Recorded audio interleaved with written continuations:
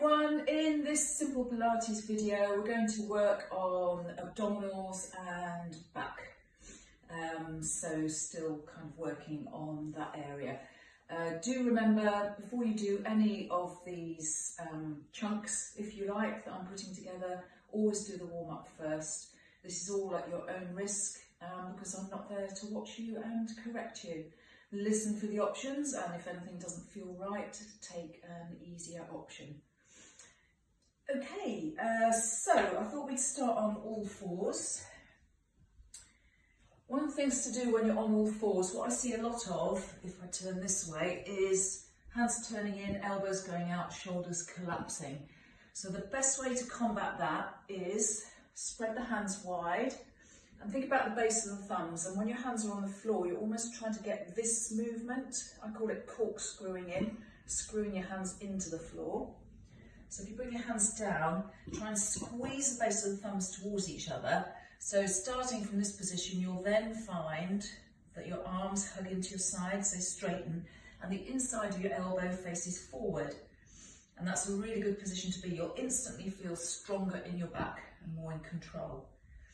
Once you're in that position, lift your belly up towards your ribs, like someone's about to tickle you in the tummy. Take an inhale into the side ribs, and then as you exhale, extend your right leg back. Notice I'm keeping the leg quite low. Inhale to bring the knee back in. We're going to alternate the legs this time, so this is similar to what we did in the warm-up. Now, I've already had 2 cats appearing in my videos, and I didn't plan this, but it looks like the third one is about to appear. It's almost like they planned it themselves. This is Cleo, if you can see her, I'm not quite sure. Anyway, let's focus on what we're doing, which is trying to keep the body as still and as square as possible as I extend the leg behind. This is good for strengthening hips and glutes.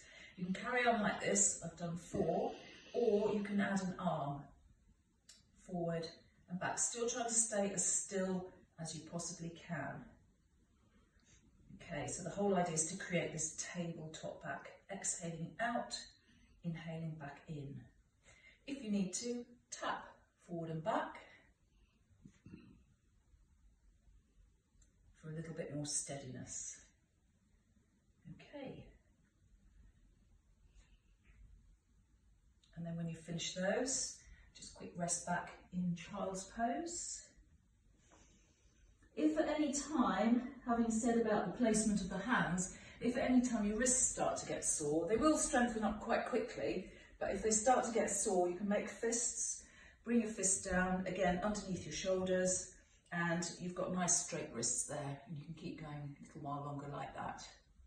Okay, so another alternative, once you've done these, is to add a little bit more balance. So you're going to exhale, right arm, left leg. Inhale as you open out just to the corners. You don't have to go all the way out, because what happens then is you tend to swing the body. Come back in and land. So breathing out, breathing in, breathing out, breathing in. And again, trying to stay as still and as square as you can. And you'll notice how the belly pulls in tighter to help support your spine. This is helping to mobilise hips and shoulders, strengthening it into the back of the body, as well as the abdominals. This is actually fantastic work for your posture, because you're getting that cross-linking from opposite shoulder blade to hip, so you're strengthening the sling of muscles across your back. Really good if you suffer from any back problems. So once you've done 4 of those, again, a quick rest back in child's pose. From there, we're going to come down to the floor. We're going to start off lying face down, hand on top of hand, forehead resting on your hands.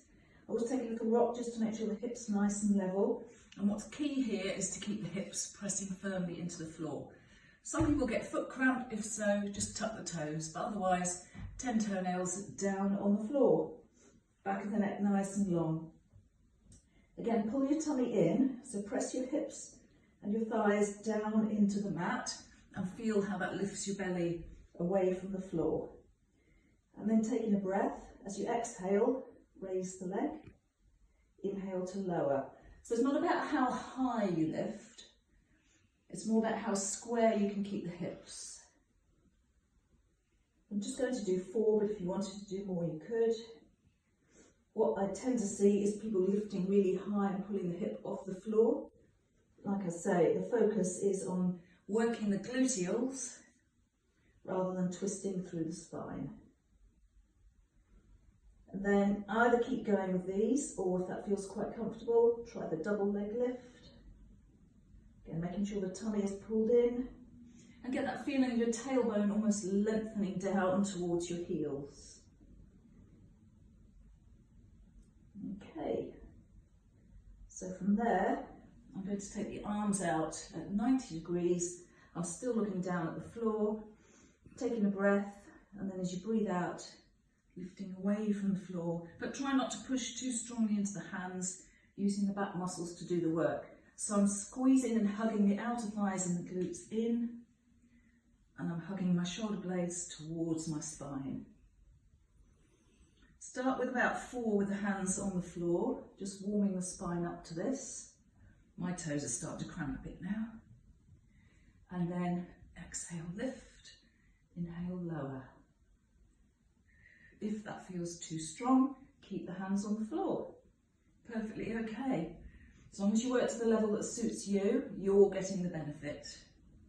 Another way to advance this, exhale, inhale, exhale, inhale.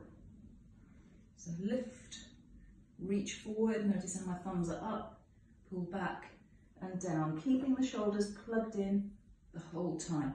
Fantastic strengthening work for your spine. Nice and simple, but effective, and that's what we want. And then when you've done that, pushing back up into child's pose. So we haven't done a lot of rotation moves yet, so an option is to come back down. Again, set up those goalpost arms. Breathing in, pressing the hips and thighs down into the mat. Feel the belly lift. As you exhale, lift up. Inhale, turn. Exhale, inhale, exhale, inhale. So this feels a bit like when we were in the plane, returning home from Argentina, before we went into self-isolation, and the plane was just turning into Madrid. So we could call this our turning aeroplane move. And this, you'll notice, fantastic for the upper back. I've kept the arms lifted, but your other option is hand down, so as one arm lifts, the other arm is down on the floor. Like so. And again, when you're done, just ease out through the lower back. Child's pose or rounded cat. Okay, one more move to do on hands and knees. Now the wrists have had a bit of a rest. So again, I'm spreading the hands, squeezing my armpits into my sides, chest forward. Push gently down into the floor, just to help strengthen into the upper back. Now you can do this on your knees, taking a breath, and as you breathe out, bring your right knee up high to the elbow. Inhale as the leg goes back.